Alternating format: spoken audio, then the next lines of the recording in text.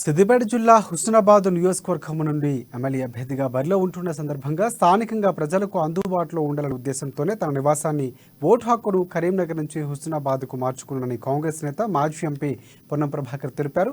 హుస్నాబాద్ ప్రాంత అభివృద్ధిపై తమపై ప్రతి విమర్శలు మానుకోవాలని కూడా ముందు స్థానిక ఎమ్మెల్యే సతీష్ కుమార్ తన 10 ఏళ్ల కాలంలో ఏం అభివృద్ధి చేశారో చెప్పాలని డిమాండ్ చేశారు. సిద్దిపేట జిల్లాలోని కోమటి చెరువు కంటే అద్భుతంగా ఉన్న హుస్నాబాద్లోని ఎల్లమ్మ చెరువును పర్యాటక ప్రాంతంగా అభివృద్ధి చేయకుండా స్థానిక ఎమ్మెల్యే నిర్లక్ష్యం చేశారని ఆయన ఆరోపించారు.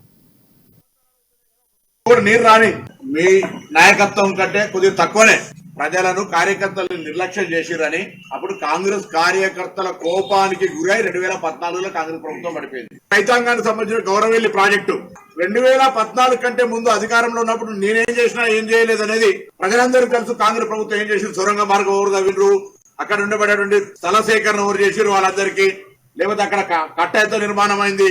ముఖ్యమంత్రి గారు కదా ఆనాడు టీఆర్ఎస్ అధ్యక్షుడిగా వచ్చి ఇక్కడ కుర్చేసుకొని కడతా అని చెప్పి దాని తర్వాత ప్రభుత్వం వచ్చిన తర్వాత దాని టీఎంసీ పెంచి 10 సంవత్సరాలు అయితేనే కదా ఒక చుక్క కూడా నీరు రాని రైతాంగం ఉంటే వారు గొప్పనా, మేము ప్రభుత్వంలో ప్రాజెక్టు ప్రారంభం చేసి ప్రాజెక్టుకు సంబంధించిన పనులు 70% పూర్తి చేయడంలో మేము గొప్పనా ఒకసారి ఆలోచన చేయాలి. సీమాంధ్ర ప్రభుత్వంలో ఇలా కోమటి చెరువు దగ్గర కొన్ని కుల వృత్తులకు సంబంధించి నివాసం ఉండే ప్రాంతం అయినప్పటికీ కూడా దాన్ని అంత రకంగా అభివృద్ధి చేసినా చెప్పుకుంటా ఉన్నాం.